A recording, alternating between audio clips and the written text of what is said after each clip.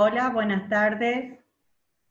Nos estamos sumando a este conversatorio sobre reordenamiento legislativo y técnica legislativa. Vamos a guardar un instante que la gente que se ha anotado a este nuevo webinar vaya sumándose a este espacio virtual. Este conversatorio sobre reordenamiento legislativo y técnica legislativa, que es organizado por el CEDEP, el Centro de Estudios de Derecho, Economía y Política, y en esta ocasión contamos con el invalorable apoyo del Instituto Técnico Superior Legislativo de la Cámara de Diputados, la Honorable Cámara de Diputados. Entonces, hoy tenemos un conversatorio sobre reordenamiento legislativo y técnica legislativa que organiza el CEDEP. El CEDEP es una organización constituida en Paraguay, encara proyectos jurídicos de capacitación e investigación de alto impacto transformador. Para el efecto, el CEDEP atrae a sus proyectos a protagonistas de debates jurídicos mundiales y regionales. Con respecto a la técnica legislativa, el CEDEP firmó hace varios años un convenio con la Universidad de Buenos Aires.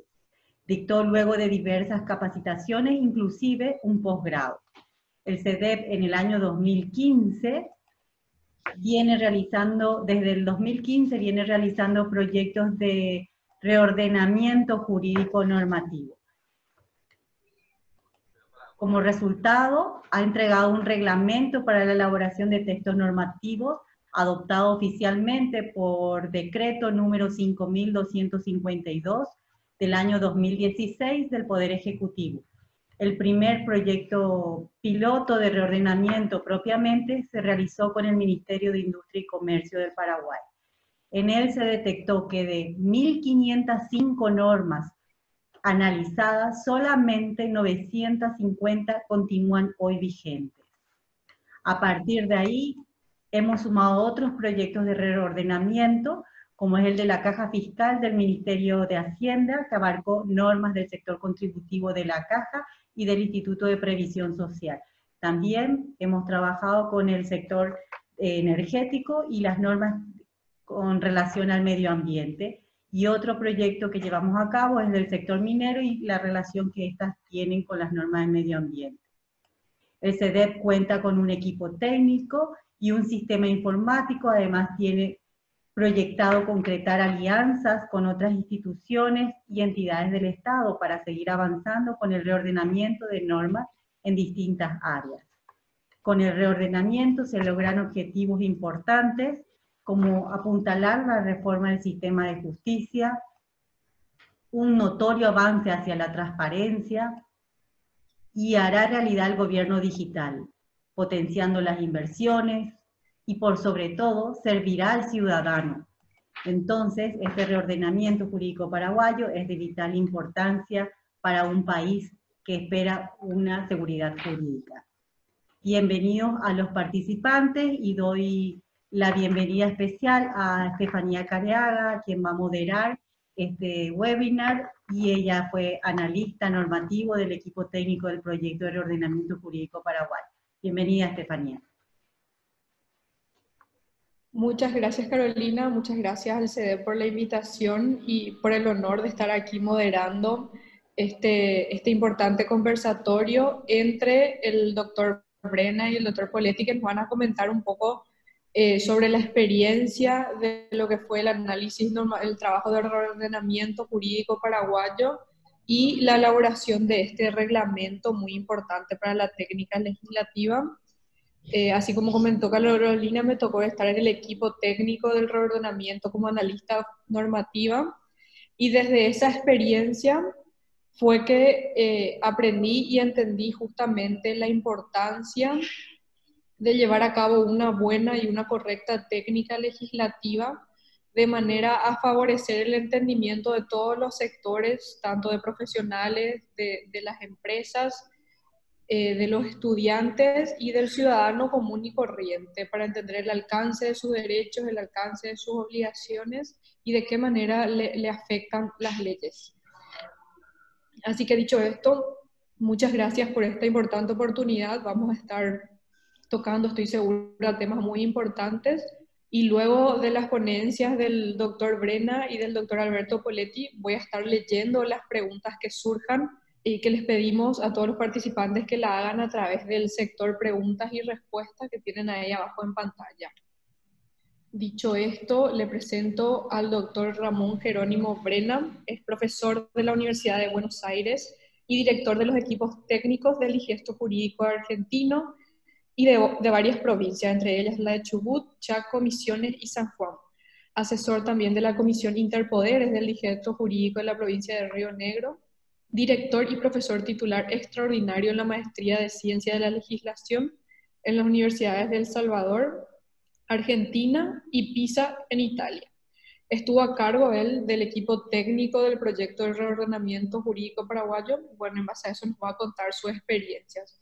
El doctor Brena es una persona con vasta experiencia tanto en el reordenamiento jurídico argentino como el paraguayo, así que nadie mejor que él para exponernos sobre este tema. Y también contaremos con la presencia distinguida del doctor Alberto Poletti Adorno, quien fue miembro del equipo técnico del proyecto de reordenamiento jurídico paraguayo del CEDEP desde el año 2015 y uno de los redactores del reglamento para elaboración de textos normativos aprobado por decreto número 5.252 en el año 2016. Tuvo a su cargo asimismo más de 60 talleres de socialización de este reglamento de técnica legislativa. Muchas gracias a todos los participantes por el interés. Hemos recibido ya varias consultas a través de la inscripción, del formulario de inscripción que vamos a estar leyendo en su momento. Le voy a trasladar tanto al doctor Brena como al doctor Poletti.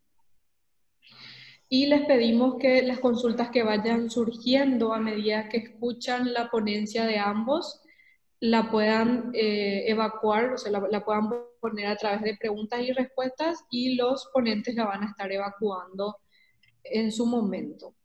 Desde ya muchas gracias y le cedo la palabra al doctor Brena. Buenas tardes, doctor Brena, y muchas gracias por su presencia.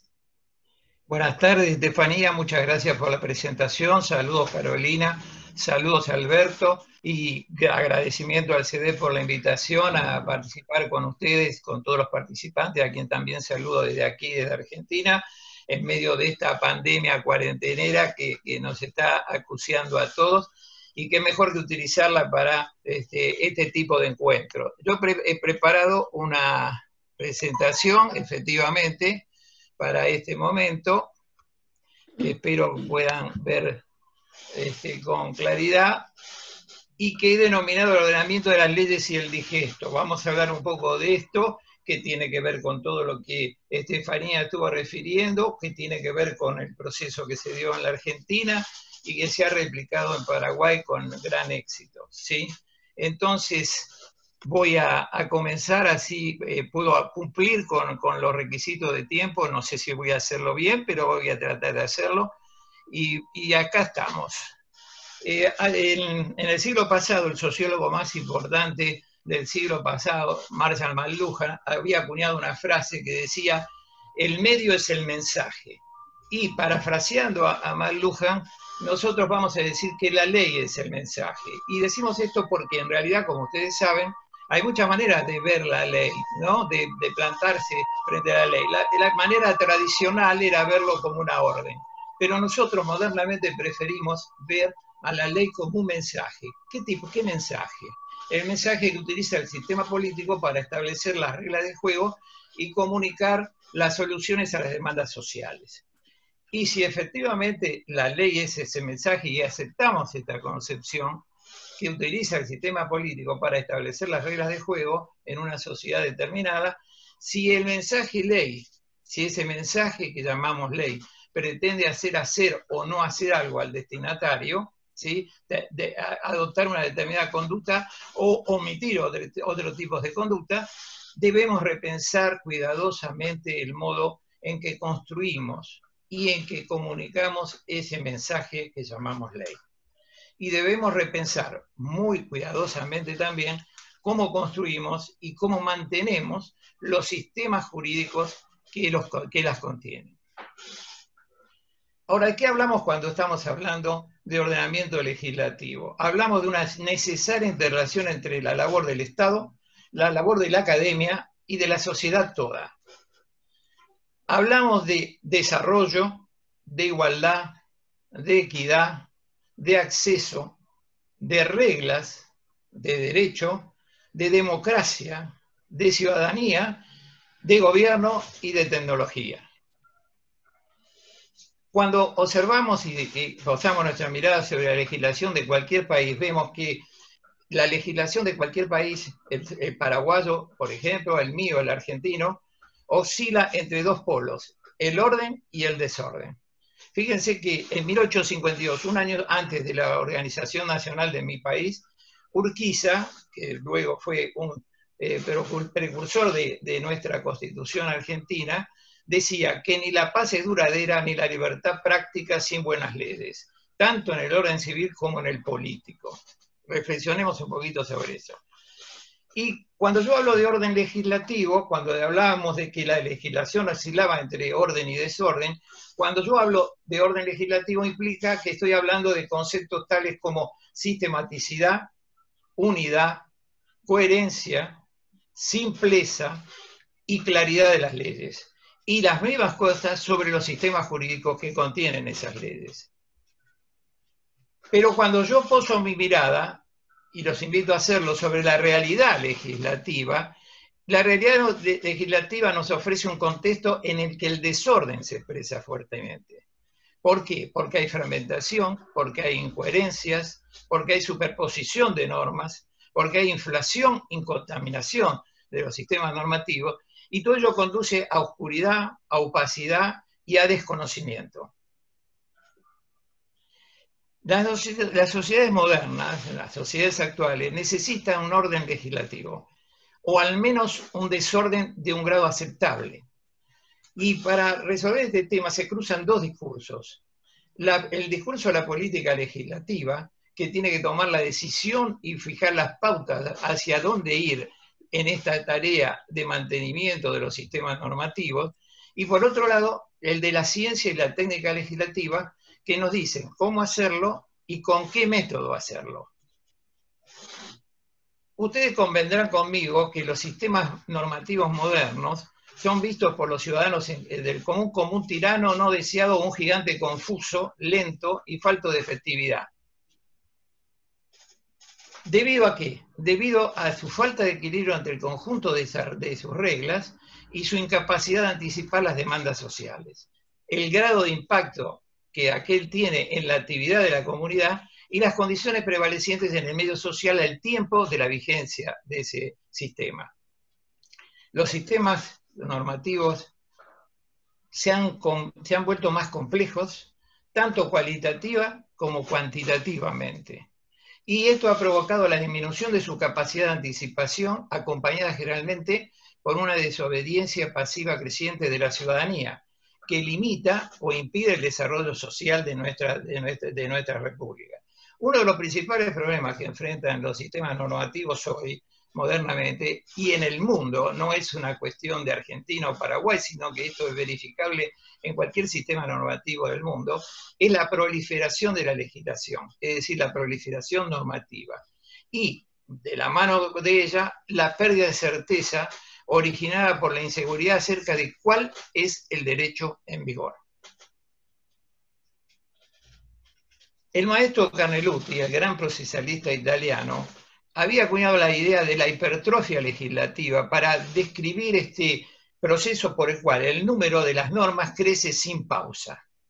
Y entonces la reflexión que debíamos hacernos, o que se hacían los juristas en fines del siglo pasado, y nos seguimos haciendo hoy, ¿es la proporcionalidad entre las leyes y la complejidad social la explicación de esta hipertrofia? Otros autores prefieren hablar de inflación legislativa y la denominan, la designan como el aumento excesivo de normas. Pero la pregunta sucesiva esa que nos hacemos los juristas es, ¿cuál es el umbral que tenemos que atravesar para pasar de un orden legislativo ordenado, en orden, a un sistema normativo en desorden? ¿Cuál es la norma? Es como aquella cuestión que estudiábamos en filosofía de qué pelo se me tenía que caer para pasar de ser una persona con cabello a ser una persona pelada, ¿sí? ¿Cuál es el umbral? Y es muy difícil de establecer. Y los juristas han tratado de establecer esto a través de fórmulas que en realidad han resultado todas fallidas. Contar cuántas normas se producen en un año, cuántas normas se publican en la Gaceta Oficial o en el Boletín Oficial, pero todo esto no nos daba el resultado y no nos daba la exacta proporcionalidad de la dificultad que enfrentábamos. Y el maestro Rodolfo Pagano, otro italiano, dice, la inflación legislativa no está dada por la comparación de elementos iguales, normas o leyes, en épocas diversas, sino por la relación de elementos distintos. Las normas, por un lado, y un juez difícilmente determinable que podríamos llamar demanda o necesidad social por el otro. Entonces, siguiendo este pensamiento, si se produce un aumento real en normativo, de demandas, satisfecho por normas, entonces no hay inflación y el sistema normativo no está inflacionado. Pero si hay un aumento falso de las demandas y esos aumentos falsos de las demandas son satisfechos por normas, entonces sí hay inflación. Pero siempre enfrentábamos esta dificultad para medir esto, ¿sí? Pero, dice Pagano, tenemos toda la dificultad para medir, pero la inflación normativa se siente. Se siente. ¿Y cómo se siente? Se siente por sus efectos cualitativos negativos sobre los sistemas normativos. Y esos efectos cualitativos negativos son la fragmentación de la normativa, las antinomias, las ambigüedades, las redundancias, las estratificaciones, las abrogaciones innominadas, el desorden y caos normativo, las leyes para una mañana, como dicen los franceses, ¿sí? Ese desorden legislativo, ese caos legislativo, esta multiplicación de normas, producto de estas leyes fugaces hechas para la coyuntura, para el espacio de una mañana, como dicen los franceses, es decir, una repetición continua de normas y normas y normas y normas, para modificar otras y otras y así, una cadena interminable normativa, hace que se termine modificando la concepción y la función de la ley. Así lo explicaba Vasari. Y esa confusión de la función de la ley. Antes la ley era algo permanente, algo que nos acompañaba durante nuestra vida. Piensen en los códigos, ¿no? Es decir, estaban ahí cuando nacíamos y estaban ahí cuando moríamos. Es decir, como los árboles. Pero ahora cada vez más tenemos normas que duran nada, y se van modificando y continuamente unas a otras y salen más, y ya uno no tiene control absoluto de qué es lo que está vigente y qué es lo que no. Y esto produce un fenómeno que los juristas hemos denominado crisis de la ley y por lo tanto crisis del derecho. Crisis de la certeza del derecho, certeza de la vigencia, certeza del significado de la norma, certeza de la pertinencia de esa norma para resolver la demanda social, lo cual, y en general, fundamentalmente, una crisis del conocimiento del derecho.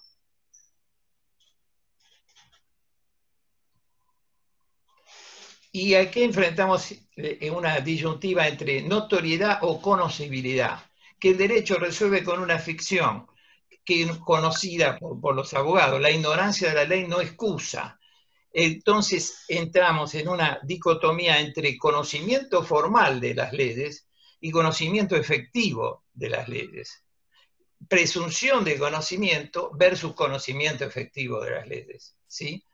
Entonces, esa ficción de conocer, en la cual el derecho ha construido y que supone conocido a la ley, supone conocido el sistema normativo por el solo hecho de la inserción de estas normas en un medio de difusión oficial, ya sea el boletín o la Gaceta Oficial o cualquier medio similar que cumpla con tales fines de difusión, con la complejidad de la vida moderna de nuestras sociedades más o menos avanzadas, estamos asistiendo a la transformación de esa ficción en un monstruo que carcome y devora los cimientos básicos de los sistemas democráticos.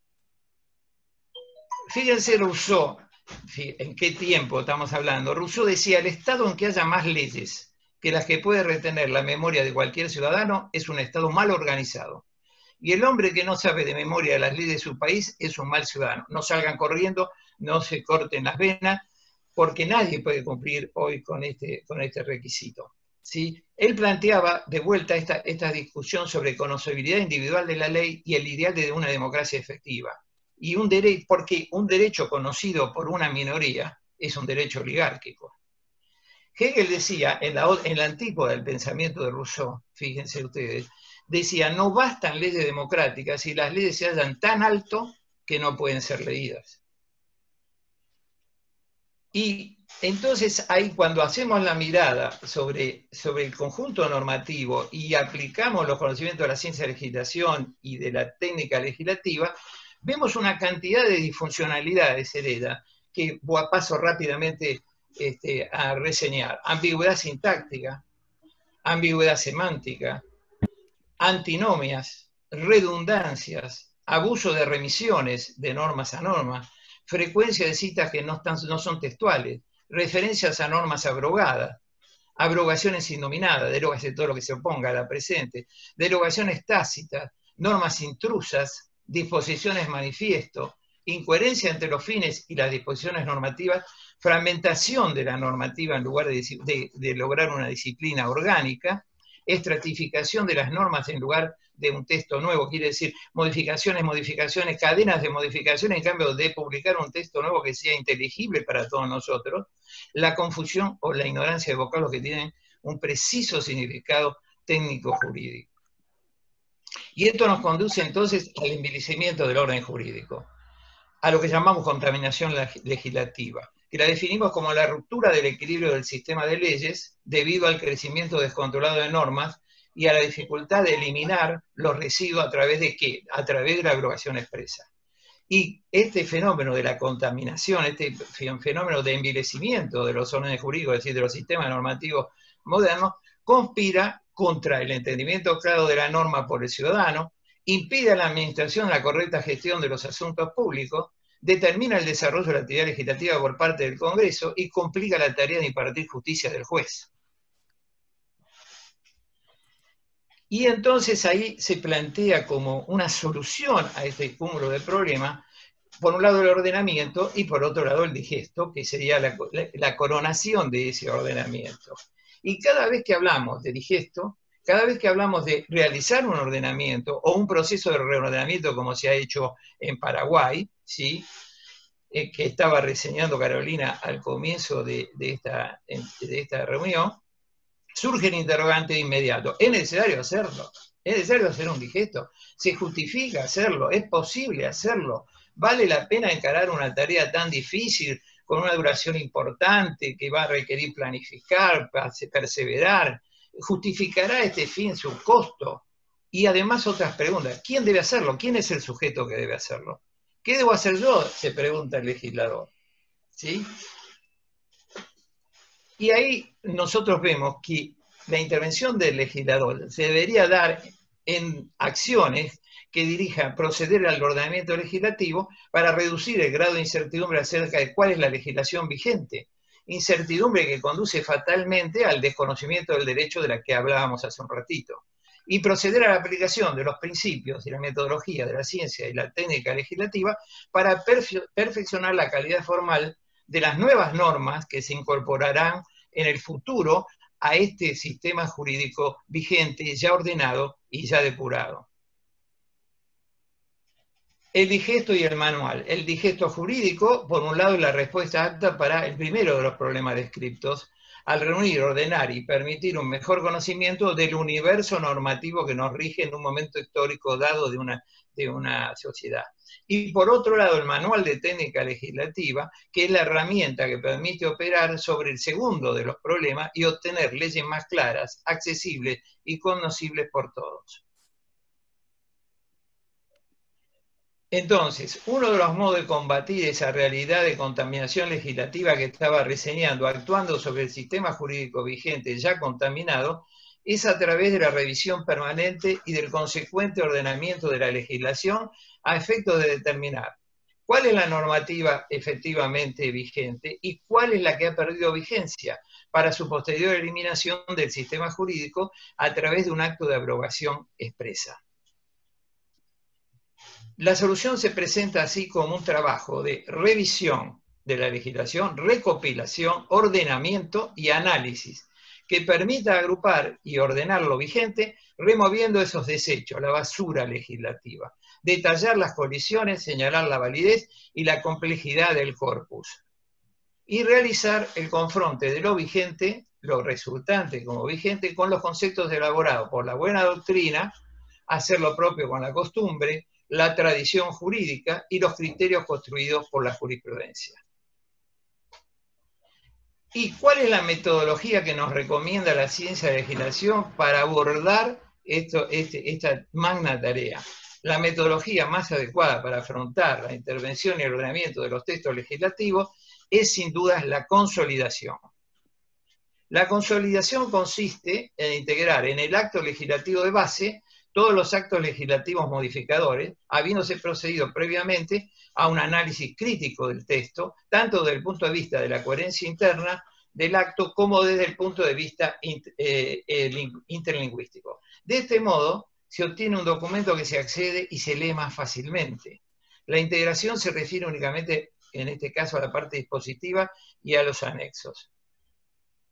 Ahora, esta monumental tarea de reformación general de la legislación, que presupone la técnica de la consolidación normativa, consistente en reunir en un solo cuerpo legal la legislación de carácter general y permanente vigente sobre una o todas las materias del derecho sistematizada y ordenada, lleva implícita la utilización de instrumentos de investigación provenientes de más de una disciplina.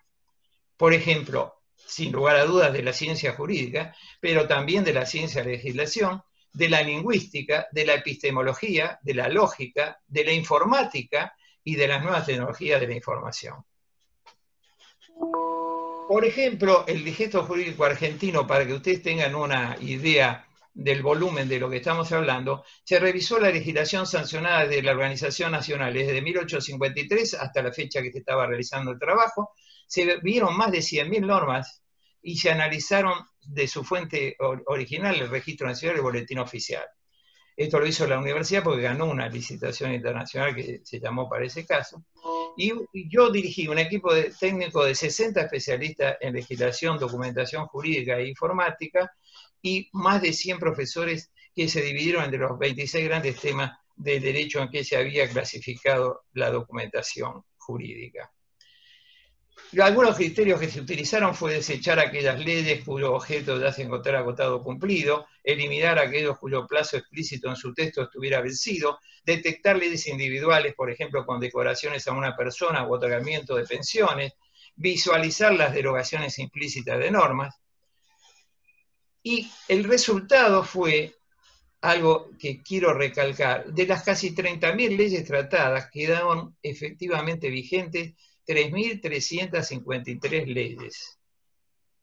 Y de esas 3.353 leyes, 1.656 son tratados internacionales.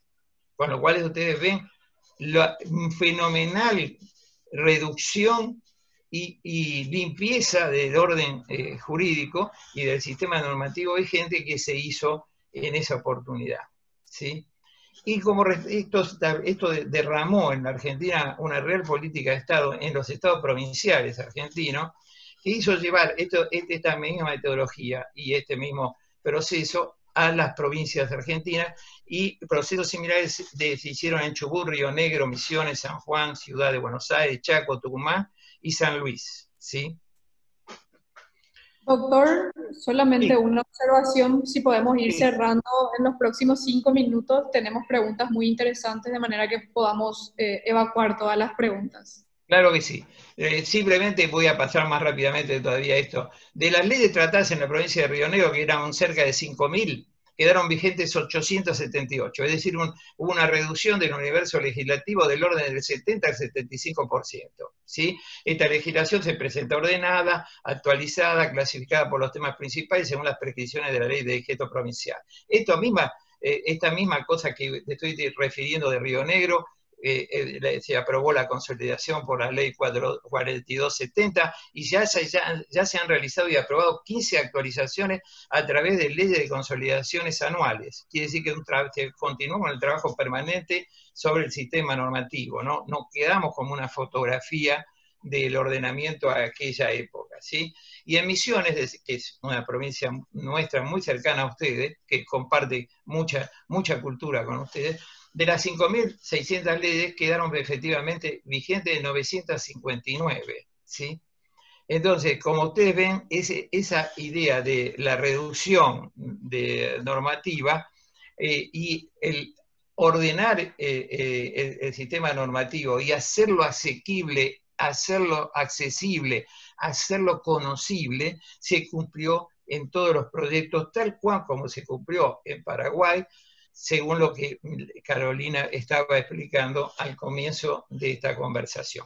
Yo voy a dejar aquí. Hay algunas cosas más que quiero decir, pero las puedo decir luego cuando llegue la oportunidad de las preguntas. Si me pasé, les pido 1000 disculpas. Gracias.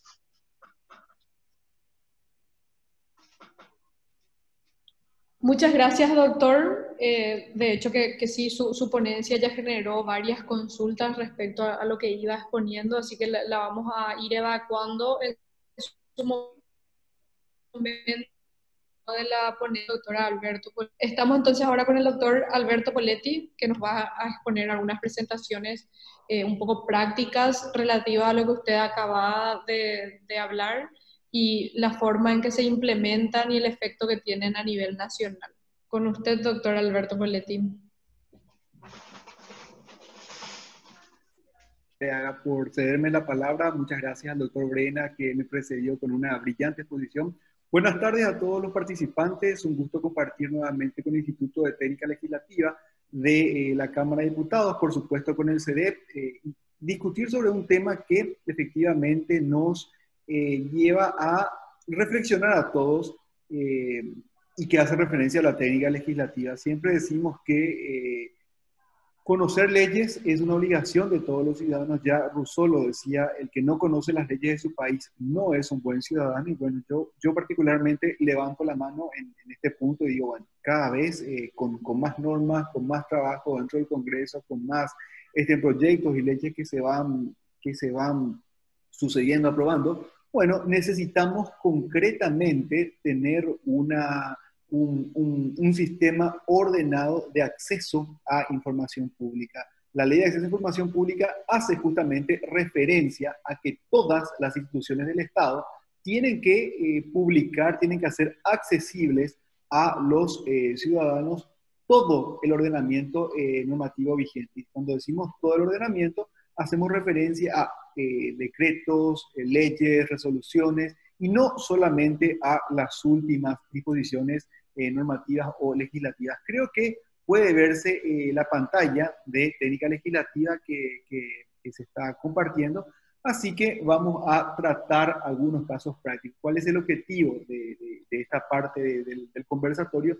Es justamente concientizar sobre la importancia de la técnica legislativa y concientizar sobre la necesidad de un orden. Ese orden que mencionó el doctor Brena, ese orden que necesitamos los ciudadanos que conocemos o que no conocemos todas las leyes, justamente para saber a qué adecuar nuestra conducta.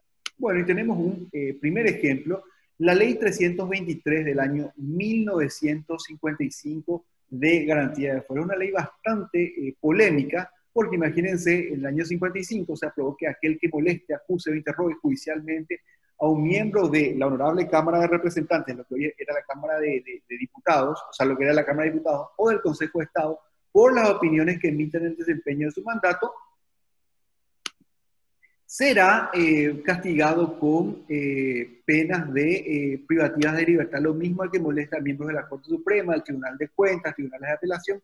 Bueno, tenemos esta situación que hace referencia a una sanción. Esta norma básicamente fue incorporada, el artículo 12, al Código Penal como ley de garantías de fuero. Y aquí tenemos, y es importante que nos pongamos a discutir este punto, el artículo 323 del Código Penal, al cual, repito, fue incorporada la Ley 323 del año 1955, dicen: quedan derogados el Código Penal de 1914 y sus modificaciones posteriores. Bueno, allí es que hay una discusión porque, lamentablemente, por una cuestión de técnica legislativa, no se abrogó expresamente esta ley 323 del año 55, y a partir de ahí, bueno, con esta situación de el Código Penal y sus modificaciones posteriores, surge la duda y algunas personas sostienen de que esta norma fue derogada y otras dicen no,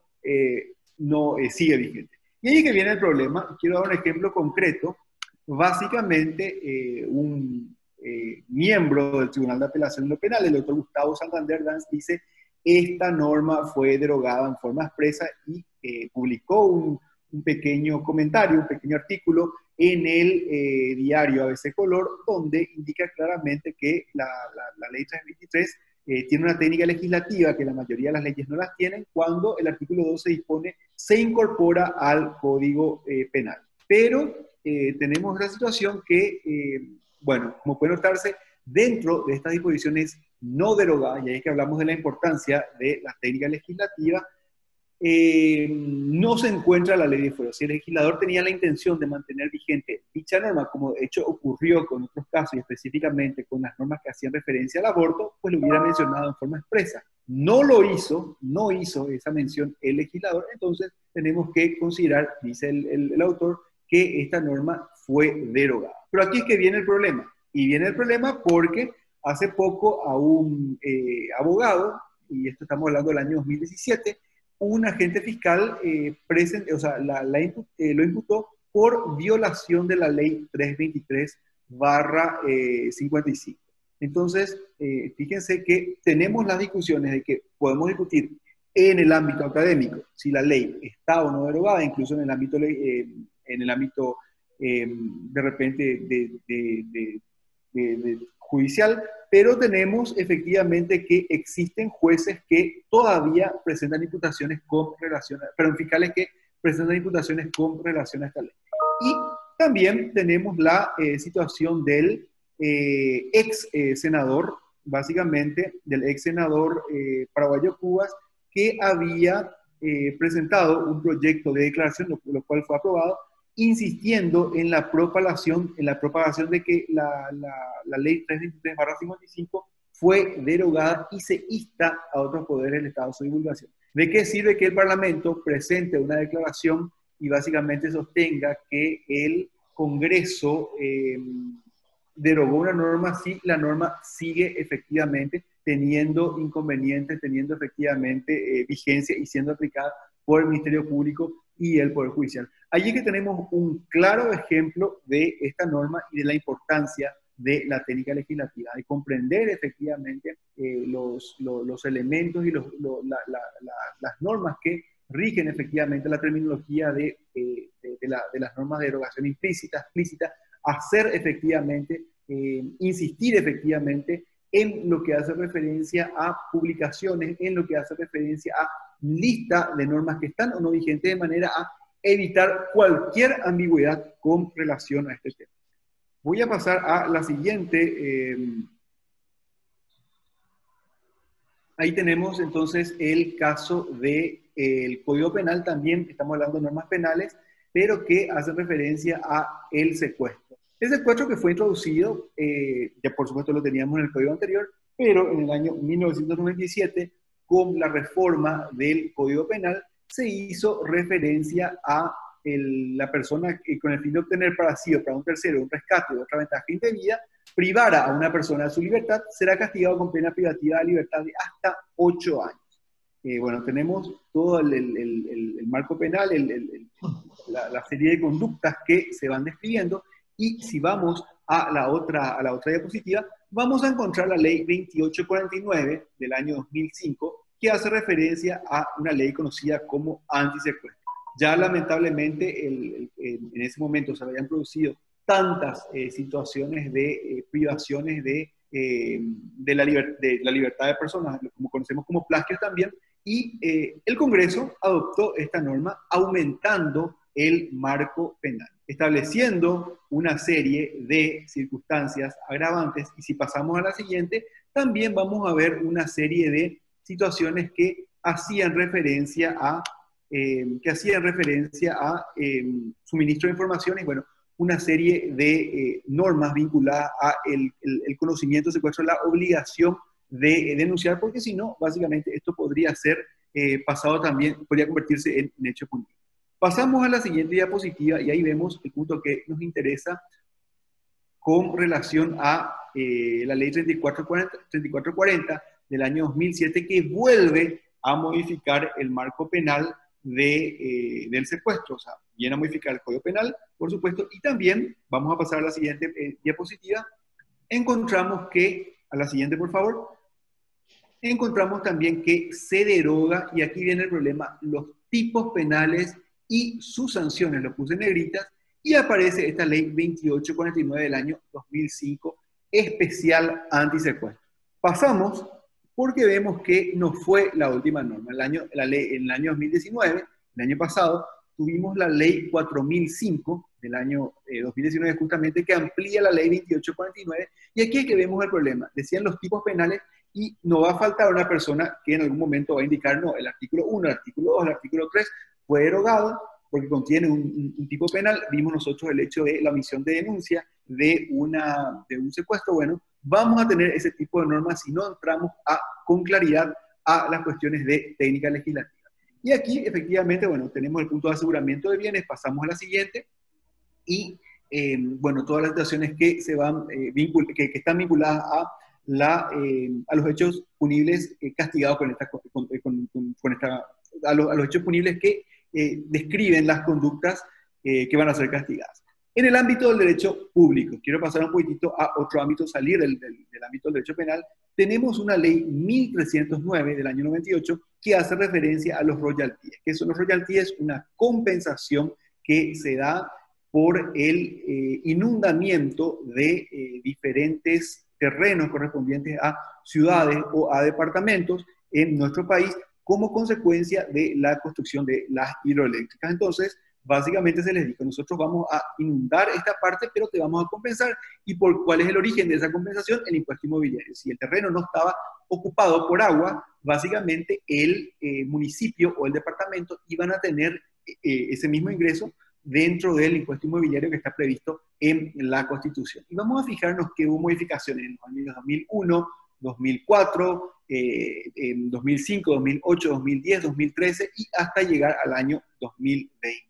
Tenemos entonces la situación que hace referencia a una gran cantidad de modificaciones, y hoy en día, bueno, los royalties no se dan únicamente con relación a los municipios afectados por inundaciones, sino que se dan con todo el país.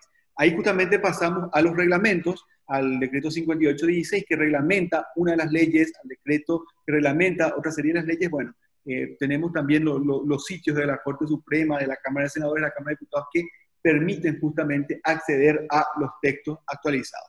Y básicamente tener la información concreta y correcta sobre los royalties, ahí nos lleva justamente al problema de que tenemos una cantidad de municipios que no están en regla para recibir los royalties. Muchos de ellos dicen, no, nosotros no nos pueden privar de esos royalties porque no hemos presentado todos los documentos, porque no hemos cumplido con toda la burocracia. Bueno, es dinero público y básicamente este dinero tiene que ser rendido por las autoridades y los ciudadanos tenemos el derecho de conocer cómo se los utiliza. Pasamos al siguiente punto y básicamente seguimos con la ley del 22 de junio de 1909. Esta ley del 22 de junio de 1909 es una norma sumamente importante, ¿cómo podríamos indicarla?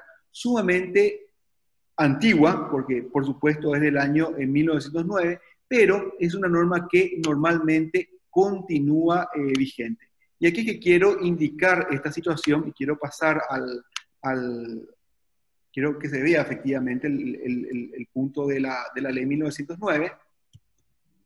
Son del artículo 1 al 114, básicamente encontramos que la ley fue derogada y son diferentes temas que están previstos en algunos puntos sí, en otros no, en la ley 1535 del año 99 sobre administración financiera. Pero después tenemos otros capítulos sobre rendición de cuentas, sobre examen, juzgamiento de empleados, régimen de adquisiciones de obras, contrataciones públicas, básicamente enajenaciones de arrendamientos, jubilaciones y pensiones, fiscalización de sociedades y disposiciones transitorias. Ahí es que vemos estas nuevas leyes que organiza el Ministerio de Hacienda, que establece la Contraloría, sobre empleados de la función pública, contrataciones públicas, sobre jubilaciones, la Ley de Reforma y Sostenibilidad de la Caja Fiscal, y la Ley 378 sobre Constitución de Sociedades Anónimas. Allá tenemos que agregar una ley del año 2003, 2248, que hace referencia al Tribunal de Cuentas. Y aquí es que vemos el problema, porque estas leyes no derogan expresamente las normas anteriores, entonces siempre hay una discusión sobre si estas normas de 1909 siguen o no vigentes, o fueron derogadas expresa o explícitamente, mejor dicho, implícitamente, porque expresamente no fue, por las nuevas normas que fueron saliendo. Y realmente en muchos casos seguimos teniendo normas de 1909. Y a modo de ejemplo, creo que podemos ver allí mi pantalla, y esta es la ley 6949 del año 2019, que hace referencia a el presupuesto general de gastos de la nación, y vamos a fijarnos que la ley de organización administrativa del 22 de junio de 1909 sigue apareciendo todos los años en la ley del presupuesto. Esto simplemente para mencionar que en el año 2020 seguimos teniendo nosotros una ley del siglo pasado y que aparece periódicamente en todos los presupuestos. Bueno, vuelvo yo a mis diapositivas, y es el punto de mencionar efectivamente otro de los problemas que tenemos, que son las leyes de seguridad social, las leyes que hacen referencia al Instituto de Provisión Social. El IPS se creó por un decreto ley 18.071 del año 1943, y tenemos una enorme cantidad de normas, de decretos, de leyes y de reglamentos administrativos que hacen efectivamente un tema tan importante como la seguridad social, que no es accesible, y lo quiero decir básicamente incluso a los especialistas.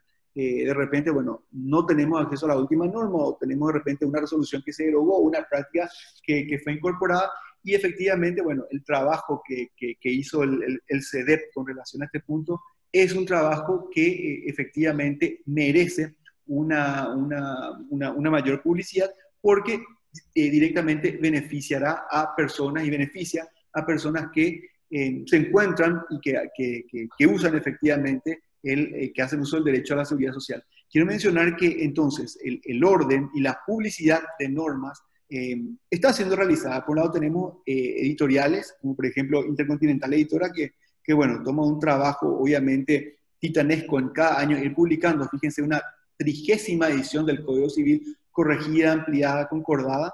Bueno, un punto sumamente importante, pero que también el sector público tendría que asociarse, tendría que vincularse. Así que básicamente esto es lo que quería indicar. Quiero agradecer al CEDEP y al Instituto de Técnica Legislativa de la Cámara de Diputados por la invitación, y bueno, quedamos atentos con el doctor Brena a las preguntas. Muchas gracias. Gracias, Alberto. Muy importante también tu presentación, justamente para demostrar, ilustrar de manera práctica de qué manera la correcta utilización de la técnica legislativa, o la deficiente utilización de esta técnica, o la no utilización incluso en muchos casos, conlleva a que existan estas anomías, estas lagunas legales, o falta de certeza respecto a cuál es la norma aplicable, y tenemos normas vigentes ya, como bien mencionaste, del siglo anterior. Entonces, muchas gracias a ambos, súper claras las presentaciones, y creo que esto se denota con la inmensa cantidad de preguntas que tenemos. Ahora voy a pasar a leer las consultas, y bueno, pueden responderlo uno u otro, respectivamente, o ambos, y vamos a tratar de evacuar todas, pero realmente son muchas. Empiezo aquí. Una pregunta es referente a cómo se logró en Argentina paralizar de alguna manera la producción de nuevas normas mientras se hacía el reordenamiento legislativo. O sea, cómo se evitó esta confusión de normas que estaban siendo creadas mientras se hacía el corte del ordenamiento legislativo. Es una de las consultas, creo que más para el doctor Brena. Bueno, te voy a contar entonces que de ninguna manera se paró. No es la idea de tener el derecho, no es la idea, como decía antes, sacar una foto y cristalizar ese momento histórico de un sistema normativo. Ustedes saben que el derecho es profundamente dinámico. y el sistema normativo también lo es. Mientras estamos hablando aquí, se producen nuevas normas, esas nuevas normas ingresan al sistema, por ejemplo, jurídico paraguayo, y lo están modificando continuamente, ¿sí? Entonces, los sistemas normativos se modifican por la inserción de normas, por la extracción de normas, por derogaciones expresas, por objeto cumplido, por otras figuras, y el sistema va cambiando continuamente, de tal manera que por eso es tan necesario el ordenamiento legislativo, la cristalización de ese ordenamiento legislativo en un digesto, pero tan importante como hacer esa tarea es mantener permanentemente actualizado luego ese sistema normativo que hemos limpiado, que hemos puesto en orden. Y si no hacemos esta segunda tarea, de nada valdría hacer la primera, es decir, tiene que ir acompañada. Y por eso es tan importante el segundo factor que yo hablaba, de tener desde la técnica legislativa el aporte de un reglamento como el que hemos logrado aprobar en Paraguay, que permite mejorar hacia el futuro, siguiendo esas reglas, ¿sí? Que no son reglas arbitrarias, no son reglas que se le ocurrieron a un científico en una noche de verano, sino que en realidad resumen la historia de la práctica legislativa durante muchísimos años y en muchísimos países, y recoge lo mejor de ello y trata de volcar en esas reglas lo mejor para construir una legislación que sea más asequible, más accesible, más comprensible para todos nosotros, ¿sí? Porque si yo pretendo ser obedecido, como decía el rey, ¿sí?, del Principito, ¿sí? Si yo pretendo ser obedecido, tengo que dar órdenes, tengo que dar mandatos, tengo que enviar mensajes a la comunidad que sean totalmente comprendidos, que estén en posibilidad de ser entendidos y luego actuados, ¿sí? Ok, muchas gracias, doctor. Y bueno, creo que esa respuesta se extiende también al ámbito paraguayo. Efectivamente, cuando aquí hicimos el proceso de análisis de normas y el reordenamiento jurídico y el dotar de validez o dejar como fuera del ordenamiento jurídico en la categoría de histórico ciertas normas, seguían apareciendo normas, y de nuestra experiencia también surgió que justamente a medida que avanzábamos en ese reordenamiento, iban llegando normas que seguían de alguna manera constantemente modificando las normas que ya habíamos analizado y que ya le habíamos asignado determinadas categorías. Exacto. Sí, aquí está una pregunta muy interesante. Dice, me gustaría conocer la opinión de los ponentes sobre los procesos de desregulación que se han implementado en varios países y aquí en Paraguay para eliminar estas normas que no han resultado útiles o que han cumplido su objeto en términos de eficiencia legislativa y de armonía del orden jurídico. Bueno, el proceso de regulación es un proceso parecido, pero no igual al que estamos comentando de ordenamiento legislativo, de consolidación normativa, etc. Tiene como principio la simplificación. Se llama desregulación o simplificación, según sea el país que lo esté realizando. En Estados Unidos se acuñó la idea de la deregulation, ¿sí? Y en Italia se lo llama simplificación legislativa. Pero la simplificación legislativa solamente no ordena por sí misma, sí evita quizá o ataca el problema de la proliferación normativa, de esta cantidad inmensa de normas que se van sancionando día a día y que hacen imposible que uno pueda estar en conocimiento de ello. Ni siquiera el experto más experto puede hoy decir que conoce todo el sistema normativo por esta razón. Entonces, esos procesos de simplificación, donde los han intentado, son importantes, pero son un paso necesario tal vez, pero en ese camino en el cual inevitablemente hay que consolidar la legislación según la metodología que estamos comentando, y luego permanentemente trabajar sobre el sistema haciendo este servicio de mantenimiento de los sistemas normativos para que los sistemas normativos no vuelvan a engordar, no vuelvan a hacerse opacos, no vuelvan a hacerse imposibles de acceder para nosotros los ciudadanos.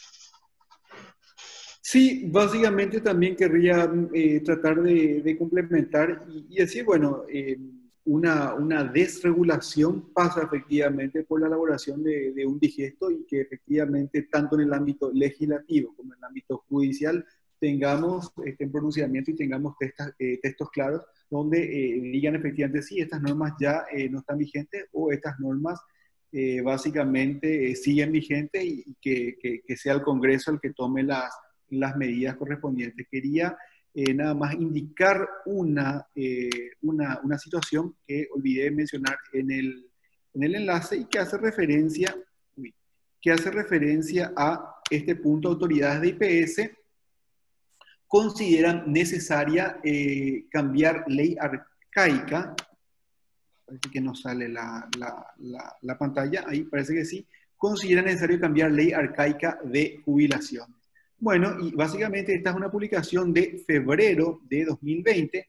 El titular de IPS hacía referencia a hacer cambios por cambios socioeconómicos que se dieron desde su creación en 1950. Y probablemente este sea un ejemplo claro y concreto sobre el punto que hace referencia a la necesidad de desregularizar y a lo mejor realizar reformas, en el sentido de que se está hablando de separar la parte médica de la parte de jubilaciones, o hay otro proyecto que se discute periódicamente, crear una caja unificada, una superintendencia de jubilaciones que, por supuesto, tiene sus defensores, pero también sus serios detractores, porque por una cuestión de organización, así que probablemente sirva como ejemplo. Muchas gracias. Gracias a ambos por las respuestas. Acá tenemos una pregunta también súper interesante porque hace un poco a la actualidad y a los tiempos que estamos viviendo con esta pandemia y con la emisión de varias normas transitorias. Dice, en estos tiempos donde por causa de la pandemia y el confinamiento se van modificando varias normas y se promulgan normas de carácter transitorio debido a la situación excepcional, ¿cómo hacemos para preservar esa certeza del derecho que debemos precautelar? ¿Y es primordial la agrupación de las mismas en un digesto? Las normas transitorias normalmente no van a un digesto por su propia naturaleza, porque la transitoriedad de una normativa está definida por la excepcionalidad de la situación que pretenden regular y que se supone que va a durar un tiempo limitado, ¿sí? Por lo tanto, ese tipo de normas pueden ser muy relevantes en un momento determinado, como por ejemplo durante la pandemia, pero carecen absolutamente de objeto una vez terminada la misma pandemia. Y salen absolutamente del sistema jurídico vigente por objeto cumplido o por plazo vencido, según sea cómo se las haya redactado en su aspecto de transitoriedad. Ahora, ¿son relevantes? Sí, hay que darlas a conocer como todas las normas, y tienen que estar bien redactadas para poder ser comprendidas por los destinatarios, es decir, por los ciudadanos, absolutamente, ¿sí? Y también tienen que deben ser aplicadas a esas normas transitorias el reglamento y todas sus cláusulas para que esa norma transitoria esté bien redactada y podamos comprenderla, ¿correcto? Entonces, la transitoriedad de la norma te juega con estos principios y una vez que, si efectivamente es una norma que se ha pensado para una emergencia, una acabada emergencia debería desaparecer del sistema. Lo que pasa en nuestros países, ¿sí? Y anoto Argentina, anoto Paraguay y muchos otros países también, es que aquellas normas que surgen para regular una un momento determinado, una emergencia, una pandemia, después se hacen eternas en el sistema normativo, ¿sí? Curiosamente se eternizan en el sistema porque nadie se ocupa de eliminarlas del sistema y siguen viviendo ahí, vivitas y goleando y haciendo estropicio en nuestros sistemas normativos, ¿sí? Y trayendo dificultades de interpretación, dificultades de aplicación y ahondando esa problemática de envejecimiento del sistema jurídico que habíamos hablado antes, ¿sí? Esto sí no debería pasar, ¿sí? El legislador tendría que tener muy claro cuándo legisla, para cuándo legisla, ¿sí? Y establecer con claridad los parámetros de vigencia de esa norma transitoria para que nadie dude acerca de la posibilidad de que siga rigiendo una vez acabada el objeto para el cual fue sancionado. Bueno, muchas gracias. Hay varias preguntas, voy a tratar de concatenar un poco todas las preguntas. Veo que hay varias preguntas justamente relativas al periodo de vigencia de una norma en particular, ya sea por el carácter transitorio, que bueno, se da más en esta época, pero sí hemos visto en el trabajo del reordenamiento que hay varias normas cuya vigencia no estaba muy clara, porque no decía en qué fecha en particular caducaba esa norma, o daba periodos muy pocos claros. Entonces, veo que hay muchas preguntas relativas a eso, a cómo se calcula el vencimiento, la caducidad de una determinada norma. Consultan también sobre la utilización de elementos informáticos para poder determinar esta caducidad, de manera que te salte un mensaje de texto diciendo, bueno, esta norma ha caducado, ¿verdad? Si ambos pueden darnos su experiencia al respecto y un poco brevemente, de manera general, cómo podemos, si bien sabemos que es una pregunta compleja y se determina con cada norma en particular y hay distintos tipos de caducidades nuevamente, si brevemente cada uno puede ilustrarle a los participantes esto de manera a poder responder. Son como 6 preguntas relativas al mismo tema. Bueno, yo querría tomar la palabra, básicamente mencionar que la ley de emergencia tiene un objetivo que es justamente hacer frente a la pandemia actual que nos toca vivir con relación al coronavirus. Entonces, bueno, se dictó al inicio de este periodo, como nadie puede definir cuánto tiempo vamos a estar en esta situación, nos estableció un periodo de un mes, 2 meses, 6 meses, 1 año. Ojalá que sea el menor lapso posible, pero probablemente cuando tengamos la situación en la que se levante esta cuarentena, que de paso es fijada por otro poder del Estado en base a una delegación legislativa también, bueno, allí tendremos la posibilidad de que el Congreso se vuelva a reunir, vuelva a analizar y diga, vamos a dejar sin efecto o vamos a extender ciertas partes, que es lo que estamos discutiendo, de la ley de emergencia, para tratar de restablecer la economía. Solamente que en este momento es muy difícil establecer un plazo y decir, este periodo va a durar por tantos meses o por tantos, no quiero decir años, por tanto tiempo, porque no sabemos cuándo vamos a salir. Bueno, técnicamente la caducidad es uno de los modos de eliminación de las normas de los sistemas normativos. Y la caducidad técnicamente se puede producir por objeto o por plazo. Las normas en general no fijan un plazo porque tienen vocación de permanencia, ¿sí? Quieren vivir muchísimos años. Entonces normalmente no fijan un plazo para su regulación. Y en realidad su extinción se da por la derogación por otra norma que determina el fin de su eficacia, ¿de acuerdo? Y de su vigencia y de sus efectos. Pero normalmente cuando se fija un plazo es porque ese plazo se lo conoce, ciertamente, y esa norma rige hasta el plazo que se fije en ella misma de una manera expresa.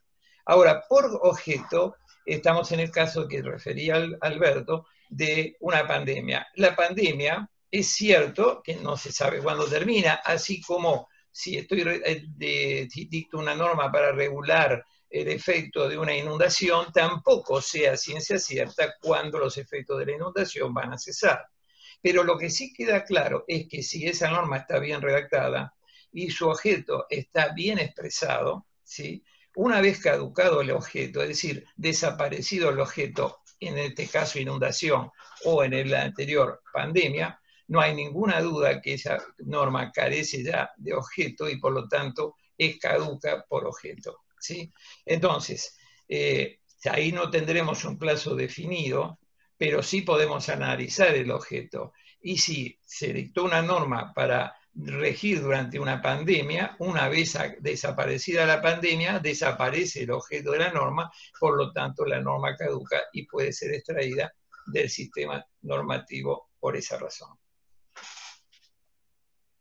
No sé si satisface totalmente las preguntas, pero espero que sí, pero podemos, si no, lo podemos ampliar. Sí, yo creo que sí, sobre todo deja muy claro la importancia de una correcta utilización de la técnica legislativa y también queda muy claro los problemas que genera esta deficiente utilización.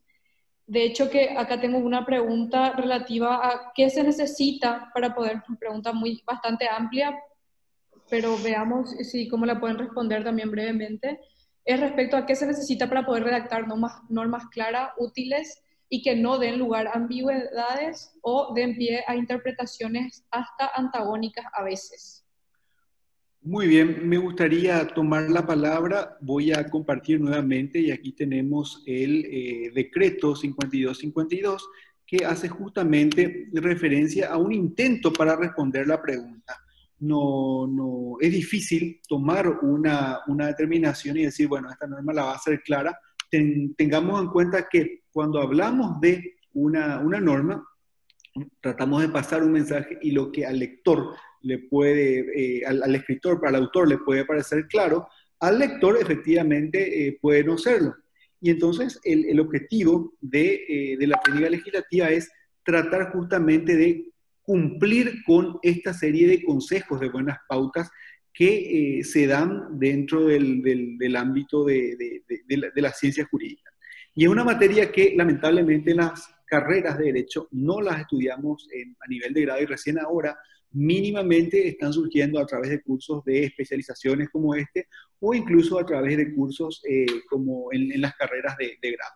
Y bueno, tenemos justamente consideraciones generales sobre cómo estructurar la norma, que en muchos casos están establecidas en la Constitución, en leyes o en decretos, la estructura, seguir efectivamente las disposiciones generales, el uso de definiciones, el lenguaje normativo, las reglas de escritura, el hecho de evitar abreviaciones, de seguir las indicaciones del idioma castellano, tratar de dividir las ideas en hacerlas efectivamente secuenciales y reflexionar sobre este punto que hace referencia a cómo expresar esas ideas de forma clara. Muchas personas piensan que a lo mejor una buena ley o una ley va a ser mejor porque tiene más artículos y no precisamente, básicamente, si no tenemos una serie de necesidades y creamos una ley con muchos artículos, eso hasta podría resultar contraproducente. Y aquí vienen los otros puntos que hacen justamente referencia a cuando tenemos que citar normas del mismo código o de la misma ley o otras normas, a las modificaciones y a dejar sin efecto una norma por derogación o por abrogación, o sea, por dejarla sin efecto total o parcialmente.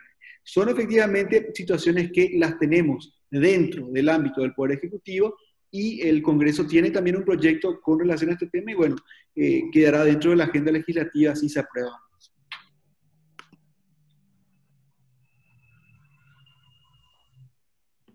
Doctor, no sé si le gustaría responder también esa pregunta. Me ha traído a la memoria, estaba pensando, porque me ha traído a la memoria mis tiempos jóvenes, ¿no? Alberto hizo un muy buen resumen de lo que expresa el reglamento. ¿Qué expresa el reglamento? Un plan para redactar. Eso es, ¿no? Y yo recuerdo que cuando ingresé a la legislatura de la ciudad de Buenos Aires hace muchos tiempos, por algo tengo estas canas, entré con toda la fogosidad que entra un abogado joven y me encargan la tarea, me perfilaron, dijeron, usted puede redactar normas. Y me pusieron a redactar normas. Si yo no hubiera tenido la suerte de tener un maestro, probablemente no estaría hablando aquí con ustedes de estos temas, pero tuve la suerte de tener un maestro que me enseñó los pininos de esta tarea, ¿sí? Y lo que más me recuerdo de todo lo que me dijo fue, doctor, siéntese y escriba el objeto de la regulación que quiere escribir. Si usted es capaz de escribir con claridad el objeto de esa regulación, usted va a poder hacer una buena norma. Si usted, después de escribir 100 artículos, no logra determinar con claridad cuál es el objeto de lo que está regulando, ha hecho una mala ley. ¿Sí? Y lo segundo que me dijo es lo que acabo de decir. Y además, una vez de definir el objeto con claridad, tiene que tener un plan concreto de escritura. Saber que se empieza por el principio y se termina por el final. No podemos empezar la norma por el final y terminarla por el principio. El objeto no puede estar en el artículo final. El objeto tiene que estar bien adelante en las primeras prescripciones para que todos entendamos de qué se nos está hablando, de qué se quiere que hagamos o dejemos de hacer. Y luego, si es de nuestra incumbencia y si somos destinatarios de esa norma, entonces preocuparnos por las prescripciones siguientes en ese plan que nos debe llevar, como decía Benham, fácilmente a la forma del pensamiento que tenemos los seres humanos. La norma tiene que entrar en nuestra inteligencia de una manera fácil, no forzada, no dificultada. Esas normas que ustedes para comprender tienen que leer 120 artículos, no es una buena norma. La haya escrito quien la haya escrito, ¿sí? La norma tiene que ser clara, tiene que ser precisa. Y esto no es tan difícil como parece. Lo que pasa es que todos los abogados creemos que podemos redactar normas sin ningún tipo de restricción. Apenas atravesamos la puerta con el diploma de la universidad y esto es absolutamente falso. Porque como bien decía Alberto, durante muchísimos años no se enseñó a las casas de la ley a hacer la ley. Y recién, contemporáneamente, hace muy poco tiempo dentro de la historia humana, la universidad se ha preocupado por enseñar esto. Y es cierto que no lo enseña en el grado todavía, sino que, salvo episódicamente, y que solamente se encuentra este tipo de conocimiento, esta transferencia de conocimiento en los posgrados de algunas universidades. Pero esa es la idea. La idea es, tengo que tener muy claro el objeto que quiero regular y tengo que tener un plan muy, muy claro. ¿Y qué me ayuda a tener ese plan? Seguir las reglas del reglamento, en el caso de Paraguay, o del manual de técnica legislativa en Argentina. Porque me da el plan, me dice, esto va primero, lo hiciste, no lo hiciste. Y las listas de chequeo que me sirven una vez que escribí la norma para chequear si no me olvidé algo, si seguí ese proceso de inteligencia, de intelección que favorece al ser humano en su capacidad de comprender qué es lo que necesitamos todos los ciudadanos para poder cumplir efectivamente la ley. Excelente, muchas gracias. Bueno, me informan acá del equipo técnico del CEDEP que nos estamos quedando sin tiempo. Entonces voy a elegir unas dos últimas preguntas que la voy a concatenar en una para que las puedan responder y posteriormente si pueden dar un mensaje final ambos para ir cerrando este conversatorio. Esta pregunta se refiere a qué consideran cada uno de ustedes que fue el mayor aporte de la reglamentación de este instrumento de técnica legislativa y finalmente por qué este reglamento que fue aprobado por decreto del Poder Ejecutivo no lo fue también dentro del Poder Legislativo, siendo que el Poder Legislativo es el órgano del Estado del cual emanan más normas.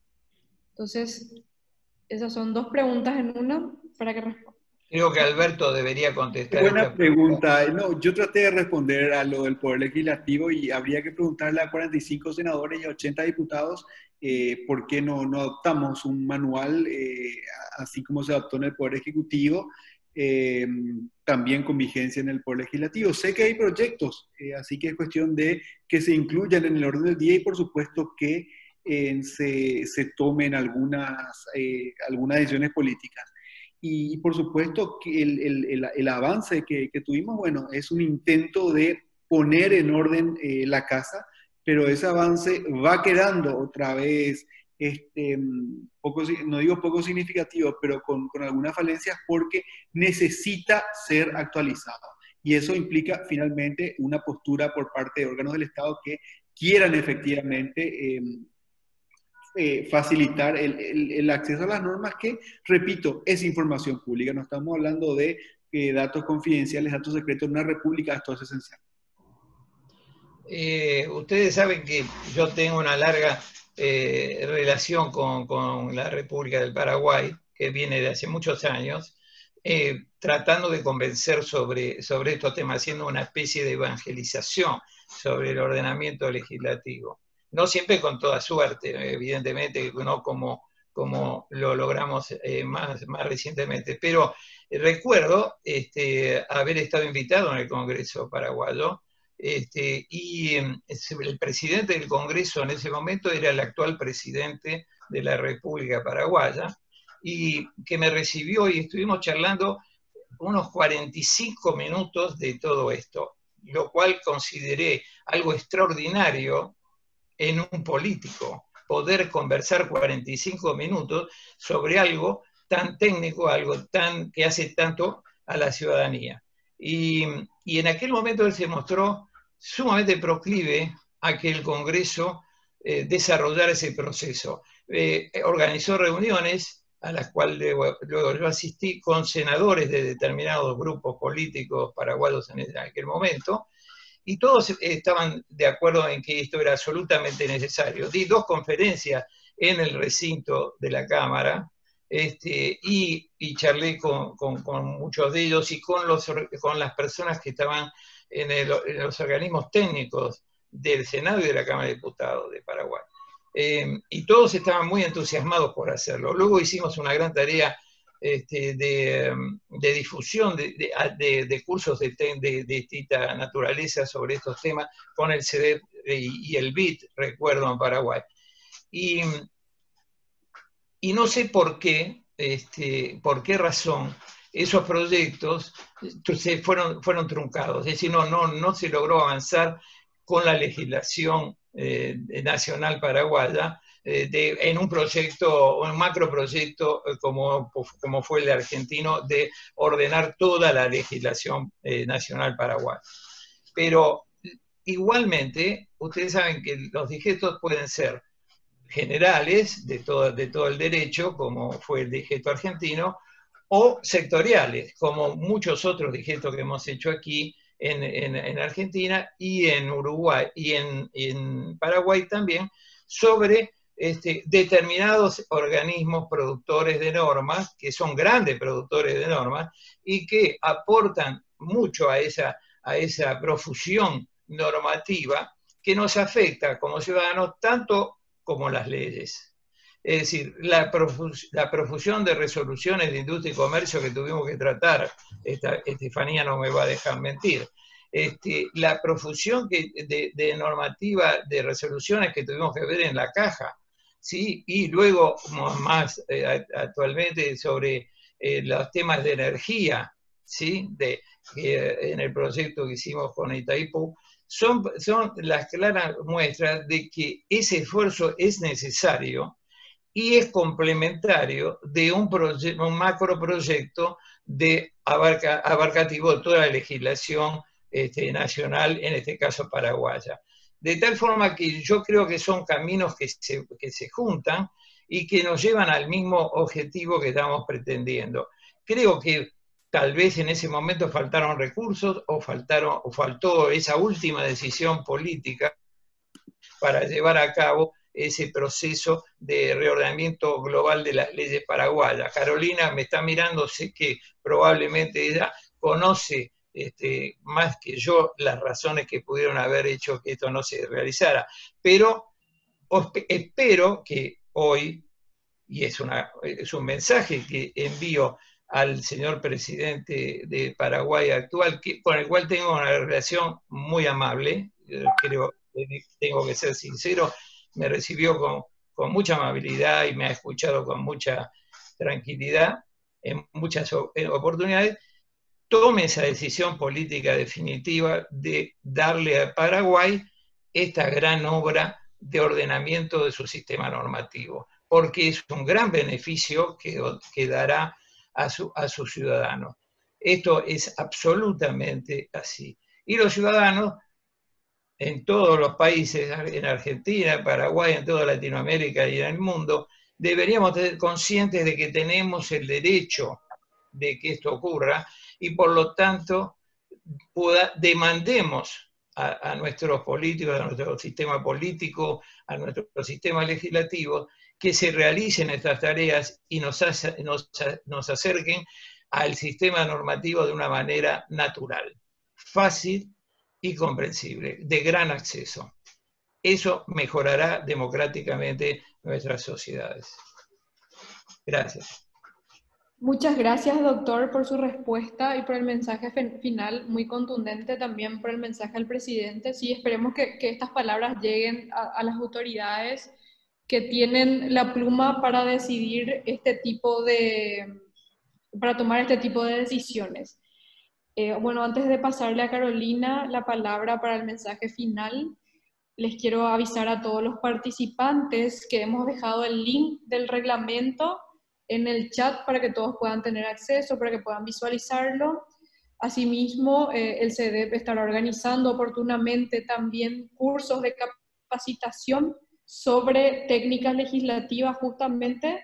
Y bueno, para cerrar los mensajes finales del doctor Brena y del doctor Alberto Poletti, decir que realmente en mi experiencia también como participante, como analista del proceso de reordenamiento jurídico nacional y participando del proceso de elaboración del reglamento de técnica legislativa, se ha visto realmente la lucha no ha sido en vano, no fue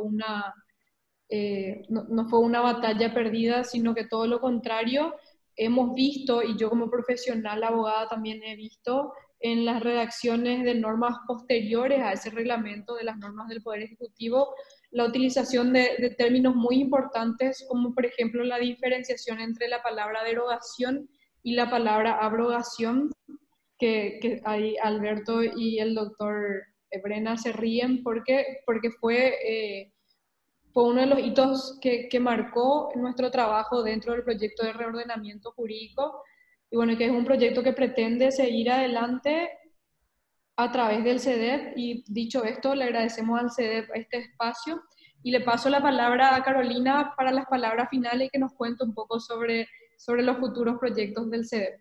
Muchas gracias, doctor Brena, muchas gracias, doctor Poletti, y muchas gracias, Carolina. Muchas gracias a todos. Gracias. Gracias Alberto, gracias doctor Brena, gracias Estefanía por este tiempo que nos han dedicado a contarnos la experiencia de lo que significa la técnica legislativa, de la importancia que no es uno sobre otro, sobre el manual, y contar un manual para todo el país, que normalice esta técnica legislativa, así también como el reordenamiento, la importancia del reordenamiento normativo para un país. La simplicidad que pueda llegar a tener esto a los operadores jurídicos y nosotros, los ciudadanos en general. Desde el CEDEP agradecidos también al Instituto Técnico Superior Legislativo de la Honorable Cámara de Diputados que se ha sumado a este espacio apoyándonos desde un inicio. Como CEDEP agradecerles nuevamente a todos los que están escuchándonos y se sumaron a este espacio, invitándoles también a que vayan siguiéndonos en redes con los próximos eventos que vamos a tener. La idea es que en este año podamos hacer el lanzamiento de un próximo curso sobre este tema y poder avanzar con otros más que vamos a ir dando a conocer. Desde la ICC, la Cámara de Comercio Internacional, el capítulo Paraguay, que el CEDEP es el administrador oficial, tenemos también unos eventos programados para julio, que lo llamamos Martes con Alzate, a cargo de Juan Diego Alzate Gómez. Él es uno de los expertos, uno de los 12 expertos globales de la Cámara de Comercio Internacional, con 3 importantes temas. Ellos son los Incoterms, que son un reglamento de uso mundial y muy conocido en todo lo que es el ámbito del comercio internacional. Específicamente, los cruces que hoy tiene con fuerza mayor ante este momento de pandemia que estamos viviendo, con blockchain y con el nuevo orden mundial.